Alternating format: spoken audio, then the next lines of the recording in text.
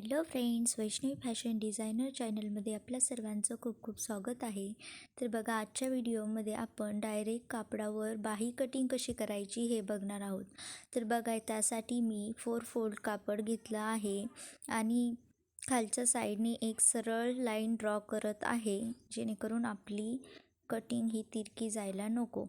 तर बघा, बंद बाजूकडून आपल्याला बाहीची उंची आणि खालच्या साईडने छातीचा चौथा भाग हा टाकून घ्यायचा आहे. तर इथे छाती 34 साईजची आहे, म्हणून छातीचा चौथा भाग हा 8.5 इंच आहे आणि बाही ही 8.5 इंचाची आहे, म्हणून बंद बाजूकडून मी 8.5 इंचला मार्किंग करून घेत आहे. त्यानंतर खालच्या साईडने छातीचा चौथा भाग 8.5 इंच मी तिथे मार्किंग करून घेत आहे. बघा, अशा पद्धतीने मी टेप सरळ ठेवून मार्किंग करून घेत आहे.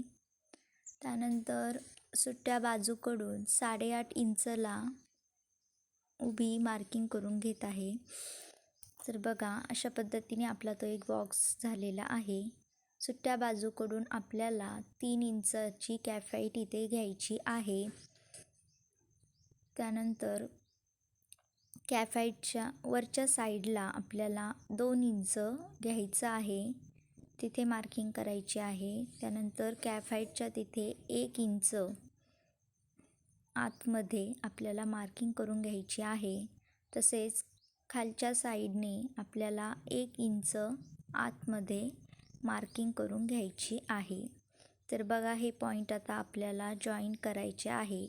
वरती आपण जे 2 इंचावर घेतलं आहे ते आणि कॅफाईटच्या तिथे ते पॉईंट आपल्याला जॉईन करून घ्यायचे आहे. तसेच कॅफाईटपासून खाली 1 इंच तिथे आपल्याला अशा पद्धतीने जॉईन करून घ्यायचं आहे.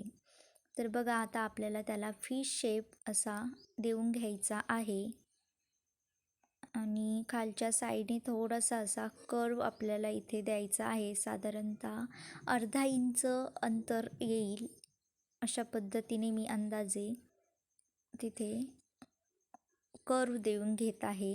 तर तो आपल्याला फ्रंट साईडला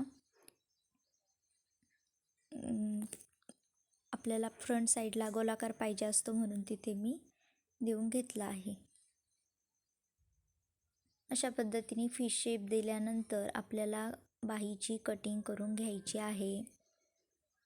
आधी आपण जी लाईन खालच्या साईडने जी लाईन ड्रॉ केली होती तिथपासून आपल्याला कटिंगला सुरुवात करायची आहे. कापड हलू न देता कटिंग करायची आहे. अतिशय सावकाशपणे, खालीवर कटिंग होणार नाही याची काळजी घ्यायची आहे. आपल्या एक सोबत 2 स्लीव्ज इथे रेडी होणार आहेत, कारण आपण हा 4 फोल्ड कपडा इथे घेतला आहे. आता बघा, अशा पद्धतीने आपण खालची लाईन कट करून घेतली आहे. त्यानंतर आता बघा, आपल्याला खालच्या पॉईंटपासून वरती कॅफाईटपर्यंत ती जी लाईन ड्रॉ केली आहे अगदी त्यावरच कटिंग करून घ्यायची आहे. अशा पद्धतीने मी ते कट करून घेतलं आहे.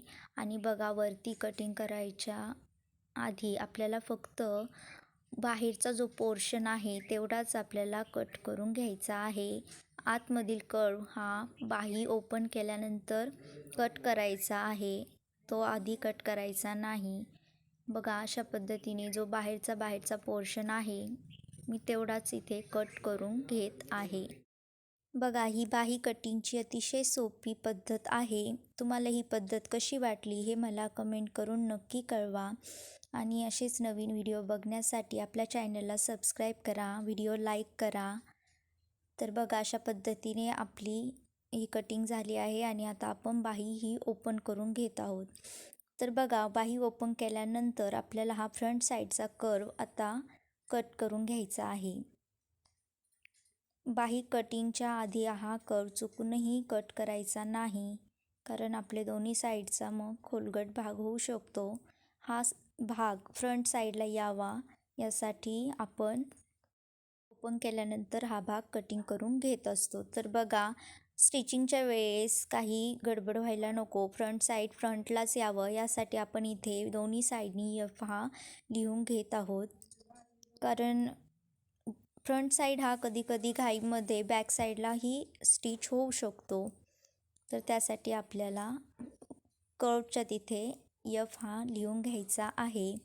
तर बघा अशा पद्धतीने अतिशय सोप्या पद्धतीने आपली ही बाहीची कटिंग कापडावर कटिंग झालेली आहे. परत भेटू. Bye bye.